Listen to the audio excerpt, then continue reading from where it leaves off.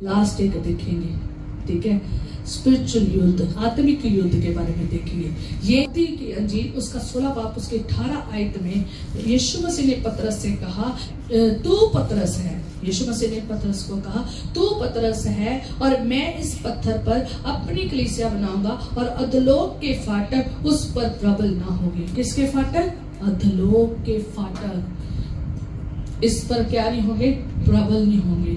जो पतरस है वो सारे चेलों में से प्रमुख चेला है। हाले पतरस है, उसका यूनानी भाषा में शब्द है पेंत्रोस, ठीक है, पेंत्रोस, जिसका मीनिंग है एक छोटी चट्टान, एक छोटा चट्टान का टुकड़ा, रॉक, स्टोन जिसे कहते हैं। यीशु मसीह ने पतरस का नाम खुद रखा था, ठीक है, उसका नाम शिमोन था।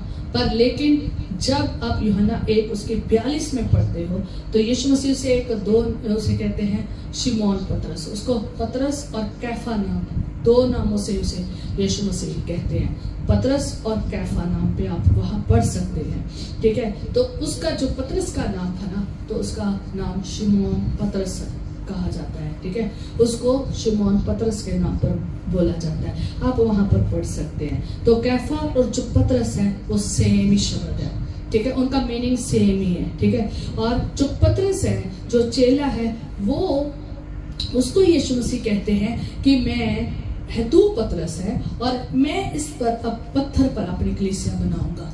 यहाँ पर जब हम पढ़ते हैं तो देखने में ऐसे लगता है कि जैसे यीशु मसीह किसको कह रहे हैं? पतरस के ऊपर। जब हम एक रूहानी तौर पर नहीं, एक वैसे जिस्मानी तौर पर इस वाक्य को देखते हैं तो जिस्मानी तौर पर ये मीनिंग बनता है कि खुदावंद जो है ना पतरस के ऊपर क्या बना रहा है? अपनी कलीसिया बना रहा है ना। पर नहीं, खुदावंद पतरस के ऊपर कलीसिया नहीं बना रहा, खुदावंद पतरस के ऊपर कलीसिया नहीं बना रहा, ठीक है। खुदावंद पतरस का मीनिंग क्या है? चट्टान है।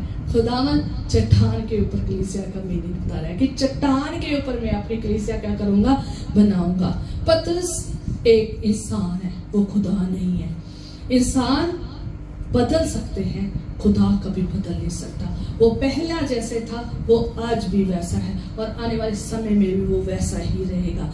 इंसान अविश्वासी हो सकता है, इंसान गिर सकता है, कमजोर हो सकता है, गुनाह में जा सकता है, पर लेकिन जो खुदा है ना वो कभी नहीं हो सकता, ठीक है, ऐसा कभी भी खुदा में नहीं हो सकता, ठीक है।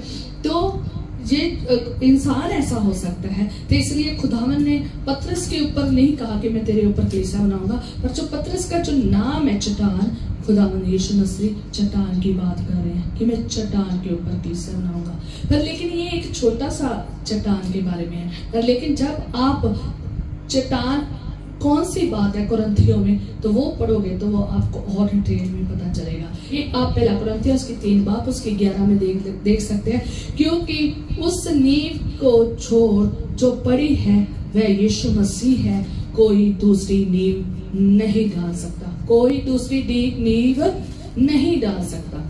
सिर्फ कौन है नींव? वो कौन है? यीशु नासरी। हालेलुया। कौन है? यीशु नासरी। यीशु नासरी ही वो नींव है, यीशु ही वो चट्टान है जिसके ऊपर क्या है? क्या है? ये कलीसिया खड़ी है, कलीसिया बनी है। यीशु मसीह से ही आगे मसीह कलीसिया बनी है। हालेलुया। तो पहला कुरिन्थियों 3 उसकी 11 यही बताती है कि उसको छोड़कर, यीशु को छोड़कर कोई भी और नींव नहीं है, कोई भी नींव नहीं है। सिर्फ कौन नींव है? वो नींव का पत्थर कौन है? जिसके ऊपर नींव रखी गई है, वो चट्टान कौन है? यीशु मसीह है।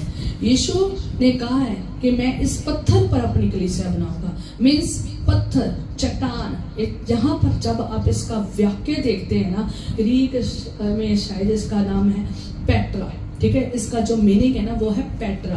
पेट्रा का जो मीनिंग है, उसका मीनिंग है एक विशाल चट्टान उसे, और विशाल चट्टान पर कहता है कि मैं नींव रखूंगा। वो विशाल चट्टान की नींव कौन है? यीशु मसीह है, वो मसीह है, वो जीवते परमेश्वर का बेटा है। यीशु मसीह ने कहा है कि मैं इस पर कलीसिया बनाऊंगा। सो ये खुदावन ने हमें कलीसिया बनाई है, ठीक है, और उस कलीसिया का हम क्या है? हिस्सा है। वो कलीसिया हम है। यीशु मसीह की कलीसिया क्या है? हम है। हम मसीह लोग हैं।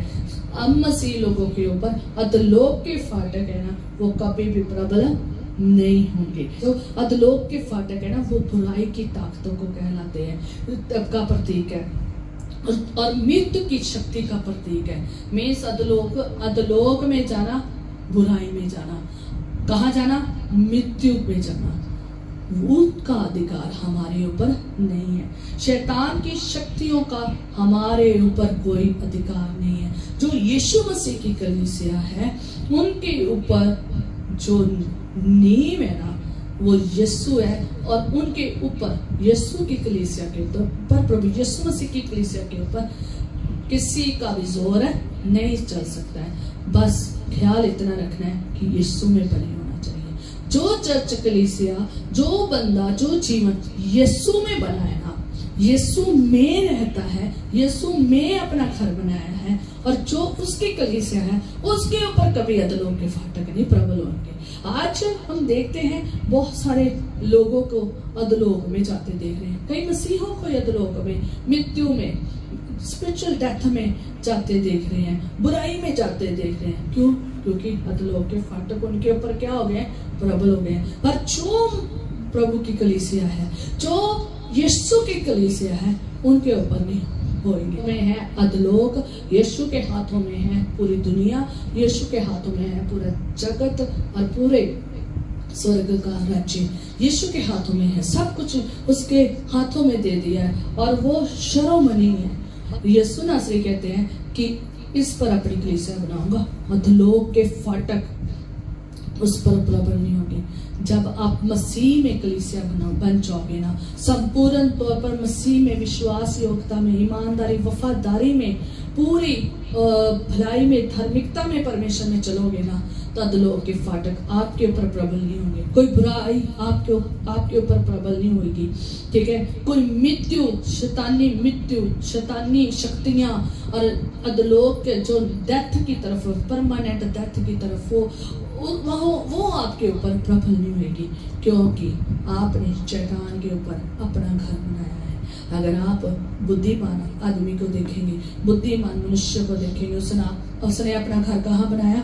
चट्टान के ऊपर बनाया। तूफानें आई, बहुत तूफान आए हैं, बहुत अंधेरियां आई हैं, हनेरियां आई हैं, पर उसे ढा नहीं सकी। हमारे जीवन में जितने मर्जी तूफान आए, जितनी मर्जी हनेरियां आए, दुख आए, तकलीफ आए, दर्द आए, पीड़ा आए, खतरे आए, मुश्किलें आए, रोना आए, क्लेश आए, पर लेकिन ये चीजें हमारे ऊपर प्रबल नहीं हो सकती। क्यों? क्योंकि हम शैतान के ऊपर बने हुए हैं। हमारी नींव बुद्धिमान मनुष्य की तरह यीशु के ऊपर है, चट्टान के ऊपर है। जितनी भाड़े मर्जी आए, जितनी मर्जी लहरें टकराएं, जितनी मर्जी आके हमारे जीवन में आए, वो हमें ढा नहीं सकेगी, क्योंकि हम यीशु में बने हुए हैं। हमारा जीवन यीशु में, उस चट्टान में है। कोई अधलोक की शक्तियां, कोई शैतान की शक्तियां, युक्तियां, काम, बीज हमें नहीं ग्रो कर सकते। सब निष्फल है, सब खत्म हो जाते हैं, क्योंकि खुदावन ने अपनी कलीसिया को अधिकार दिया है जयवंत होने का, विक्ट्री होने का। याद रखें, वो लोग जिन्होंने मसीह में भी चाहे आगे हैं, और जिन्होंने अपना अभी रेत पर ही घर बनाया है, किसके ऊपर? रेत पर घर बनाया है, वो ठहर जाएंगे, बहुत जल्दी ठहर जाएंगे। जिनका चट्टान के ऊपर घर है ना, वो नहीं ठहरेगा। शैतान की कोई युक्ति हम पर नहीं काम करेगी। याद रखें, कोई मर्जी, चाहे जिससे मर्जी खतरे आ जाए, कोई भी चीज हमारे ऊपर काम नहीं करेगी, क्योंकि परमेश्वर हमारे साथ है। क्योंकि यीशु मसीह ने हमें अधिकार दिया है, एक चीज का अधिकार दिया है, क्या? विक्ट्री का। दूसरा, एक खुदा ने और अधिकार दिया है। यीशु मसीह ने उन्हें कुंजियां दी है। कौन सी कुंजियां दी है? कि जो कुछ तू धरती पर खोलेगा, स्वर्ग में खोले जाएगा। स्वर्ग की कुंजियां, जिसको ओपन करने की पावर दी है। किसको दी है? खुदा ने पतरस को भी। कलीसिया उसी के ऊपर, कलीसिया को उस प्रमुख चेला था, उस टाइम से सारे स्वर्ग के द्वार खुल चुके हैं। आज भी वो स्वर्ग के द्वार खुले हुए हैं। कुंजियां खुदावन ने हमें दी है। ठीक है, जो कुछ हम धरती पर बांध देंगे ना वो आसमान पर बांधा जाएगा, जो कुछ हम धरती पर खोलेंगे ना तो वो आसमान में खोला जाएगा। इसलिए याद रखें, आप अगर शैतान को बांध देंगे ना वो बंध जाएगा, अगर शैतान की युक्तियों को, उनकी सेना को बांध देंगे ना वो बंध जाएगा, सब कुछ बंध जाएगा।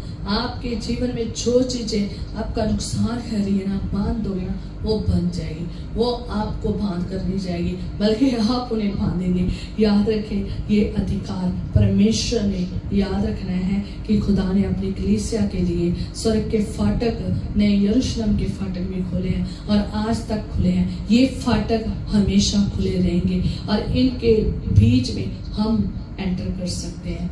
ये स्वर्ग के फाटक हमारे लिए खुले हैं। पता क्यों खुले हैं? सिर्फ उन लोगों के लिए जो परमेश्वर में धार्मिकता और पवित्रता में, विश्वास योग्यता में चलते हैं और दूसरे उसमें प्रवेश भी नहीं कर सकते। प्रकाशित वाक्य में पढ़ सकते हैं, दूसरे जो लोग हैं ना वो उसमें प्रवेश भी नहीं कर सकते, कोई शैतान की कुव्वत भी नहीं प्रवेश कर सकती।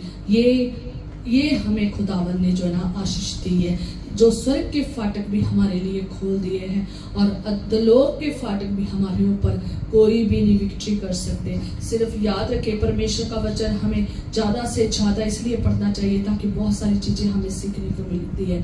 सो जब हम ये परमेश्वर के वचन में पढ़ते हैं कि जो प्रकाशित वाक्य में फाटक खुले हुए हैं ना, तो वो परमेश्वर ने अपने लोगों के लिए खोले हैं और वो उसमें आ जा सकते हैं, वो उसमें रह सकते हैं, सिर्फ वही लोग रह सकते हैं, दूसरे उसमें प्रवेश नहीं कर सकते। आज हम मसीह कलीसिया में जो देखते हैं, जो मसीह के कहलाई जाती पर मसीह की है नहीं है, बच्चे, बुजुर्ग, जवान, चर्च, कलीसिया मसीह के कहीं कहलाए जाते पर मसीह के है नहीं है।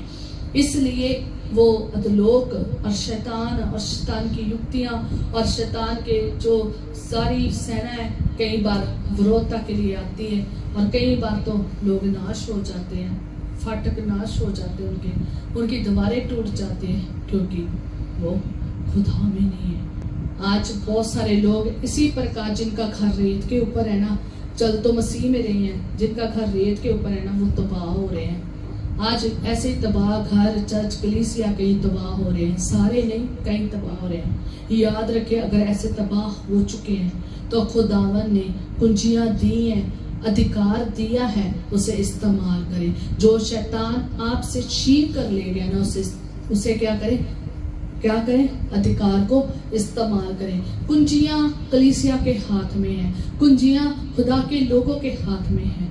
खुदा ने अधिकार दे दिया है, आज लोग इस अधिकार का इस्तेमाल नहीं करते हैं। इसलिए शैतान आता है, काम करके चला जाता है, आता है जो मर्जी करके, नष्ट करके, पतन करके गुलामी में ले जाता है, बच्चों में, घरों में, परिवारों में चला जाता है। क्यों चला जाता है? क्योंकि कुंजियों का इस्तेमाल ही नहीं कर रहे हैं, कुंजियों को लगा ही नहीं रहे हैं। ठीक है, उन कुंजियों का इस्तेमाल करोगे तो स्वर्ग क्या करेगा? काम करेगा। अगर कुंजियां लगाओगे तो वो जो कुछ तुम धरती पर खोलोगे वो स्वर्ग में खुल जाएगा, जो धरती पर बांधोगे वो स्वर्ग में बंध जाएगा। ठीक है, तो आज लोग है ना इस अधिकार का इस्तेमाल नहीं कर रहे हैं। ठीक है, जिसकी वजह से आज ये शैतान जो है ना अधिकार को छीन रहा है। अधिकार ना इस्तेमाल करने की वजह से शैतान जो है ना अपना काम कर रहा है। आज प्रार्थना वाला जीवन नहीं है। अगर प्रार्थना में इस अधिकार को, प्रार्थना, वचन, ये सब हमें सिखाते हैं अधिकार कैसे इस्तेमाल करना है। ठीक है, अगर हम इस अधिकार के साथ सब इस्तेमाल करेंगे ना, मैं कहती हूँ हमारी किसी भी चीज के ऊपर शैतान कोई भी कर नहीं सकता। अगर वो हमारे साथ जैसे मर्जी विरोधता करने क्यों ना आए, हार के ही जाएगा, जितनी मर्जी लहरें तूफान डाले, हार के ही जाएगा। तो इसलिए आज परमेश्वर के वचन में हमने यही सीखा है। और जो आप स्वर्ग के फाटक के बारे में, हम यरूशलेम के बारे में देखते हैं, तो इससे ज्यादा से ज्यादा हमने प्रवेश होना है। ठीक है, अभी भी वो खुले हैं और वो अभी तक इसलिए खुले हैं ताकि लोग उद्धार में जो है ना आए, अनंत जीवन में आए और स्वर्ग के राज के अधिकारी बने। आज इसलिए खुले हैं, पर याद रखें एक दिन ये द्वार बंद हो जाना है। एक दिन उद्धार का द्वार बंद हो जाना है। इसलिए मन फिराएं, तौबा करें, बपतिस्मा लें, अपने जीवनों को परमेश्वर के अनुसार चलाएं। जिन्होंने बपतिस्मा ने लिया है इस साल कोशिश करें ज्यादा से ज्यादा कि वो द्वार बंद होने से पहले बपतिस्मा ले। जल्दी से जल्दी बपतिस्मा ले, जल्दी से जल्दी अपने जीवन को, मन को फिराएं, संसार के शरीर की अभिलाषाओं से मन को फिराएं और परमेश्वर की ओर ध्यान लगाएं। अभी वक्त है उद्धार का, अभी वक्त है क्षमा का, अभी द्वार खुला हुआ है, अभी हम एंटर कर सकते हैं। पर लेकिन एक दिन आएगा ये द्वार बंद हो जाएगा। यीशु मसीह ने कहा है वो उद्धार का द्वार कौन है? यीशु मसीह है। वो उद्धार जो हमें एंटर होना है ना, वो हम यीशु के द्वारा एंटर हो सकते हैं, उस पर विश्वास करके एंटर हो सकते हैं। अधिकारी हम स्वर्ग के यीशु मसीह के द्वारा हो सकते हैं। और आप ये पढ़ सकते हैं कि वह द्वार जो है ना वो यीशु है, और यीशु ने कहा मैं द्वार हूँ, यदि कोई मेरे द्वारा भीतर प्रवेश करे तो उद्धार पाएगा। अगर आप उद्धार पाए हुए नहीं है, या अगर आपने तौबा करके बपतिस्मा नहीं लिया हुआ है और उद्धार नहीं पा पाए हैं, तो आप कर सकते हैं। आप यीशु मसीह के द्वारा भीतर जाकर प्रवेश कर सकते हैं और उद्धार को पा सकते हैं। यीशु मसीह पर विश्वास करने के द्वारा आप उद्धार पा सकते हैं। तब भीतर आया जाया करेंगे और चारा पाएंगे, ये परमेश्वर का वचन कहता है। लास्ट में ये कहना चाहूंगी कि अपने स्पिरिचुअल द्वारों को, अपने स्पिरिचुअल फाटकों को क्या रखें अपने जीवन में, अपने परिवार में, अपनी कलीसिया में, सब कुछ हर जगह इसे भाड़ा बनाकर रखें। इन्हें टूटने ना दे, इन्हें जलने ना दे, इन्हें तबाह ना होने दे। अगर ये तबाह हो जाता है तो जीवन, घर, परिवार, चर्च, कलीसिया भी तबाह हो जाती है। इसलिए अधोलोक के फाटक, दुनिया की शैतानी शक्तियां हमारे ऊपर कभी भी ना कब्जा करे, विरोधी शैतान हमारे ऊपर कभी ना कब्जा करे। इसलिए हमारे जीवन के फाटक के ऊपर क्या होनी चाहिए? पूरी सिक्योरिटी, रक्षा, सुरक्षा होनी चाहिए। वो सिर्फ कौन कर सकता है? यीशु कर सकता है। और वो कैसे हो सकती है? जैसे मैंने यहोशुआ के समय में बताया है कि हो सकती है, वैसे हो सकती है। और अगर हमारा ये मजबूत है ना, तो स्पिरिचुअल द्वारा मजबूत होनी बहुत जरूरी है। एक वर्ष, 4 वर्सेस पढ़ूंगी, फिर उसके बाद बंद करेंगे। वर्ष यशायाह नबी 26 और 1 में लिखा है, खुदा ने उद्धार की दीवार और गढ़ नियुक्त किया है। क्या किया है? हमारे अपने लोगों, खुदावन ने अपने लोगों के आसपास उद्धार की द्वार क्या की है? नियुक्त की है, गढ़ नियुक्त किया है। जब खुदावंद उद्धार है हमारा, तो हम किस में बने रहेंगे? खुदा में बने रहेंगे। अगर वो हमारा घर नियुक्त उसने किया है, वो हमारे और है, तो हमारा कोई विरोधी हमारे सामने खड़ा नहीं हो सकता। यिर्मयाह 1:18 में परमेश्वर विश्वासियों को एक मजबूत पीतल की दीवार बनाता है। कैसी दीवार बनाता है? मजबूत पीतल की दीवार बनाता है, जिस पर विजय प्राप्त नहीं की जा सकती, जो हर तरह की मुश्किलें, खतरों और दुखों का, परेशानियों का, हर तरह की चीजों का क्या कर सकती है? सामना कर सकती है। ठीक है, ये है डिवाइन पावर, ये खुदावंद की डिवाइन पावर है, जो खुदावंद ऐसी पीतल की दीवारों को, मजबूत दीवारों को खड़ा कर देता है अपने लोगों के ऊपर, उनकी हर चीज के ऊपर। जैसे अय्यूब नबी के ऊपर, उसकी हर चीज के ऊपर, उसके घराने, सब चीजों के ऊपर भाड़ा लगाना। ऐसी दीवारें भाड़ा लगा देता है, ऐसी पीतल की दीवारें खड़ी कर देता है कि कोई भी चीज हम पर विक्ट्री नहीं कर सकती, कोई भी क्यों ना हो। हर मुश्किलें, हर खतरे उस पर कभी भी इफेक्ट नहीं करेंगे, सामना नहीं कर सकेंगे। ऐसी डिवाइन पावर खुदावंद हमें संभालता है, ऐसी डिवाइन पावर में हमें संभालता है। यशायाह नबी 49 उसकी 16 में कहा है, देख मैंने तेरे चित्र अपने हथेलियों पर खोद कर बनाया। कहाँ पर बनाया?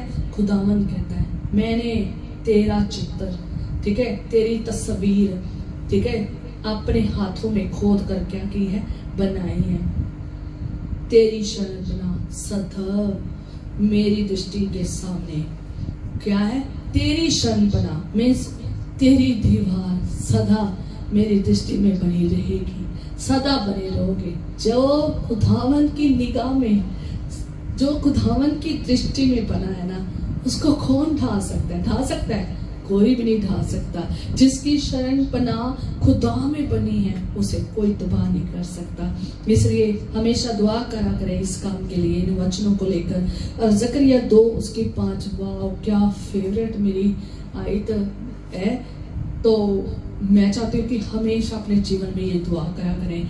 यहोवा की ये वाणी है कि मैं आप उसके चारों ओर आग के समान शरणपनाह ठहराऊंगा और उसके बीच में तेजमय होकर दिखाई दूंगा। कैसा दिखाई दूंगा? तेजमय होकर। और कैसी चारों ओर, हमारे चारों ओर कैसी शरणपनाह ठहराएगा? कैसी ठहराएगा? आग की। कहता कि मैं आप उसके, खुदावन कहता मैं आप उसके चारों ओर आग के समान शरणपनाह ठहराऊंगा। याद रखें, जब मैं हमारे जीवन के ऊपर, हमारे जीवन के ऊपर, हमारे घर के ऊपर, हमारे परिवार के ऊपर, हमारी हर चीज के ऊपर, हमारे चर्च के ऊपर अगर आग की दीवारें खुदावन ने खुद ठहराई है ना, तो वो हमारे बीच में तेजमय होकर चलेगा। और उस तेज के आगे कोई भी दुष्ट चीज, बुराई की चीज नहीं खड़ी रह सकती। तो ये बहुत बड़ी बात है, बहुत बड़ी बात है, और बहुत बड़ी सुरक्षा है, बहुत बड़ी रक्षा है। ये बहुत बड़ी सिक्योरिटी और प्रोटेक्शन का काम करती है जब आपकी दुआएं होती है। जब मैं दुआ करती हूँ, मैं हमेशा कहती हूँ खुदावंद आपकी दुआएं करना, है ना।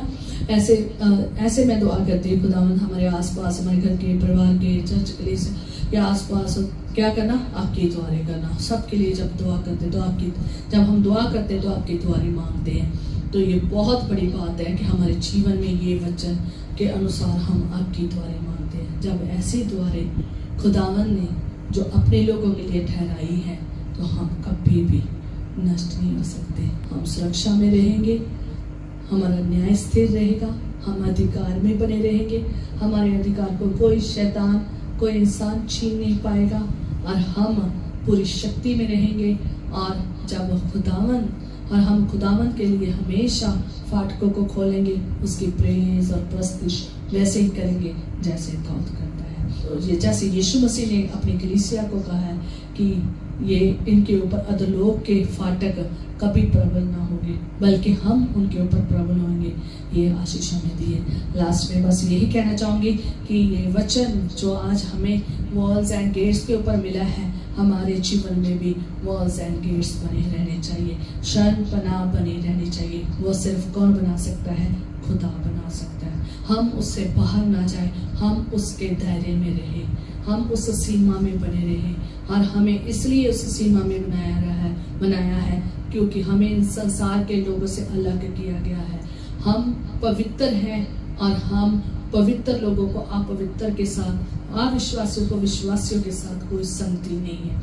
ठीक है, संसार का और खुदा का लोगों का कोई आपस में मेल नहीं है। याद रखें, हमें इस द्वारों को मेंटेन रखना है। आगे से हमेशा अपनी दुआ में याद रखें कि मेरे जीवन की, मेरे घर के, मेरे परिवार के, मेरे चर्च कलीसिया के जीवन में हमेशा स्पिरिचुअल दीवारें, स्पिरिचुअल गेट्स बने रहे, स्पिरिचुअल शरणपनाह बने रहे। इनके ऊपर कोई भी कब्जा ना कर सके, ना इंसान ना शैतान। खुदावन वैसे ही, खुदावन तू कब्जा कर, जैसे यहाँ पर हमने पढ़ा है, यशाया नबी में पढ़ा है, यर्मिया में पढ़ा है और जकरिया में पढ़ा है। ऐसे ही खुदावन तू दीवारें बना दे।